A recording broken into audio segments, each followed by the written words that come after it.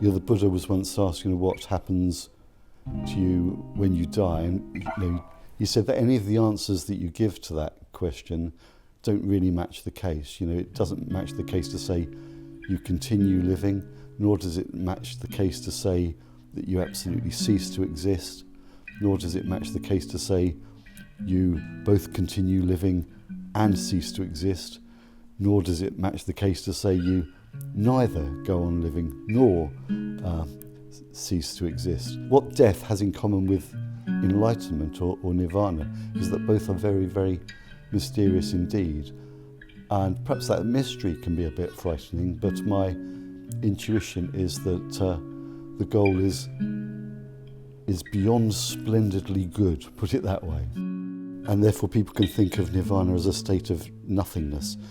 But what they forget is that the going out refers to the going out of the negative emotions, craving, hatred and delusions. So for those to go out is not unattractive. Being a transcendental quality, it's hard to find the words for it.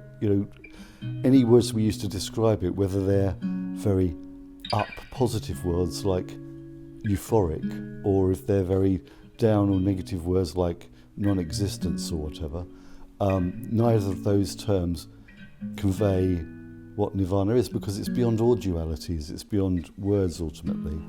Enlightenment would be something that's both sort of between and above any opposites that we can imagine, euphoria or despair, Life, death, life, death, life, death, endlessly. There's something ultimately, unsatisfying about being involved in that endless circular process. Well, if those lives aren't made use of for a more spiralling, upward moving, liberating aim than just the mere repetition of life. And Buddhism doesn't say that all life is nothing but suffering. That would be absurd. Life has, as you've mentioned earlier, has many, many beautiful elements to it. Because any human being, whether content or otherwise, I think we're all subject to certain things. At some points in our lives, not all the time, we experience just basic pain. We get a headache, we get a cold. I'm getting over a cold now. We get a more serious disease, or something happens that we don't want to happen to us, like we lose a job or lose a partner.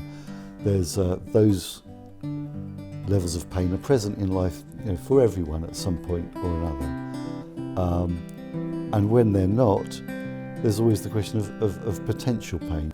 Even suppose we had that sports car, we had the perfect house, the perfect partner, and we knew those were never going to be taken away from us if we even imagined that possibility. If you reflect on it for very long, you can ask yourself, would I be really content with that? And where that thought experiment leads me to is a bit of a sense of almost like ultimate sort of like boredom eventually. There's something in me that wants more than any kind of worldly contentment can give me.